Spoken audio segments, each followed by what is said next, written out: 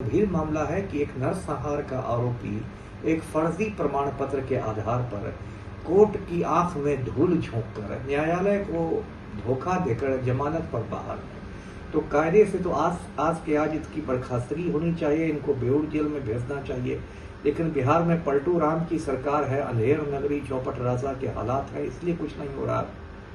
सम्राट चौधरी ऐसे भी बहुरूपिया आदमी है, फर्जीवाड़ा में मतलब बहुत आगे हैं और इनका नाम भी बराबर बदलता रहता है। कभी ये सम्राट कुमार मौर्य हो जाते हैं, कभी ये राकेश कुमार हो जाते हैं, कभी राकेश चौधरी हो जाते हैं। एकदम बहुरूपिया आदमी है।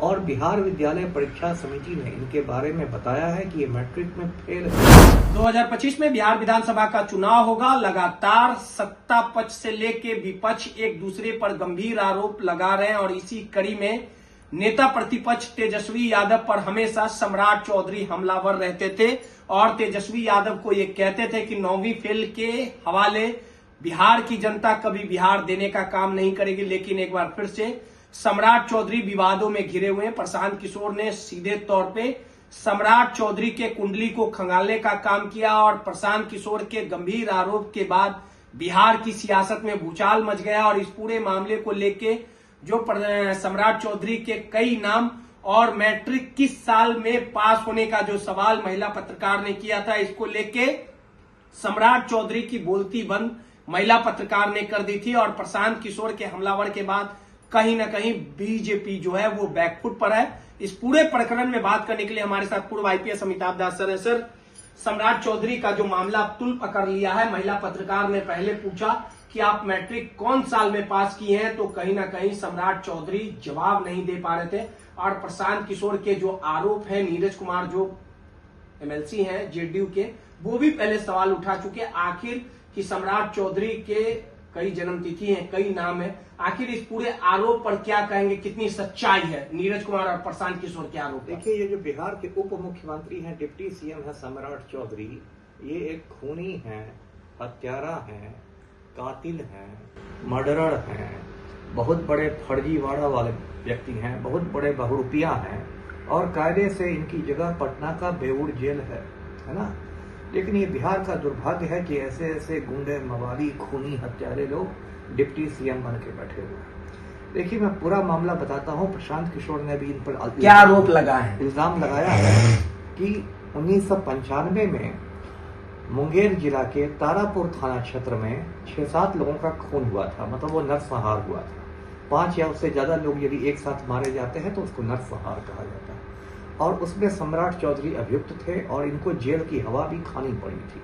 लेकिन उसके बाद इनके वकील ने एक फर्जी प्रमाण पत्र कोर्ट में प्रस्तुत किया जिसमें कहा गया कि सम्राट चौधरी की जन्म तिथि 1 मई सन 1981 है। तो उसके मुताबिक 95 की घटना के समय वो नाबालिग थे, 14-15 साल के थे और इसी फर्जी प्रमाण पत्र के आधार पर सम्राट चौधरी को कोर्ट ने जमानत दे दी, बेल दे दिया। उसके बाद उसके कुछ साल बाद सम्राट चौधरी ने जब चुनाव आयोग में अपना शपथ पत्र दाखिल किया, हलफनामा दिया, तो उस एफिडेविट में जो उन्होंने अपनी उम्र बताई, उसके मुताबिक 1995 में उनकी उम्र 26 वर्ष थी। चुनाव जो लड़े थे जी, कब लड़े थे? 20 में जो हलफनामा उन्होंने दिया, चुनाव पहले भी उन्होंने लड़ा होगा, लेकिन 2020 में जो उन्होंने हलफनामा दिया उसमें जो उन्होंने अपनी उम्र बताई, उसके मुताबिक 1995 में वो 26 बरस के थे, मतलब बिल्कुल वो बालिग थे। तो ये बहुत गंभीर मामला है कि एक नरसंहार का आरोपी एक फर्जी प्रमाण पत्र के आधार पर कोर्ट की आंख में धूल झोंककर न्यायालय को धोखा देकर जमानत पर बाहर है। तो कायदे से तो आज के आज इसकी बर्खास्तगी होनी चाहिए, इनको बेऊर जेल में भेजना चाहिए। लेकिन बिहार में पलटू राम की सरकार है, अंधेर नगरी चौपट राजा के हालात है, इसलिए कुछ नहीं हो रहा। सम्राट चौधरी ऐसे भी बहुरूपिया आदमी है, फर्जीवाड़ा में मतलब बहुत आगे हैं और इनका नाम भी बराबर बदलता रहता है। कभी ये सम्राट कुमार मौर्य हो जाते हैं, कभी ये राकेश कुमार हो जाते हैं, कभी राकेश चौधरी हो जाते हैं। एकदम बहुरूपिया आदमी है। और बिहार विद्यालय परीक्षा समिति ने इनके बारे में बताया है कि ये मैट्रिक में फेल कर चुके हैं, है ना। लेकिन इसके बावजूद इनका दावा है कि अमेरिका की एक कैलिफोर्निया यूनिवर्सिटी है, उसे इन्होंने डिलीट कर लिया है। अब बताइए, इतना बड़ा झूठा आदमी पैदा हो गया है जो मैट्रिक में फेल है और कहता है कि मेरे पास डिलीट की डिग्री है। और एक कहते हैं सम्राट चौधरी की कामराज यूनिवर्सिटी से इन्होंने पढ़ाई की है, तो बस झूठ की खेती कर रहे हैं।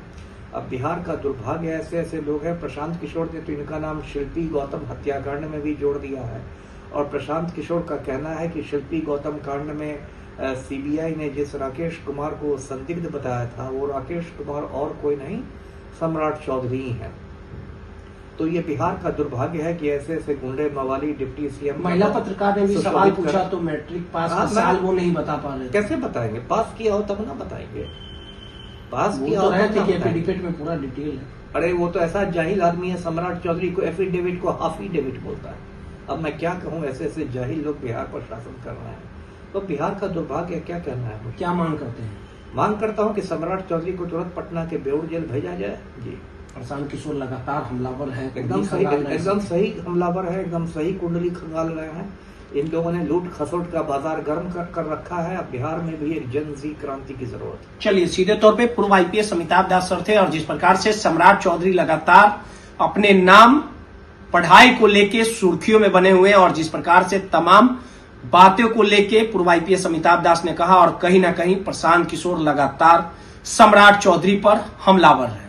पटना से रोहित कुमार की रिपोर्ट।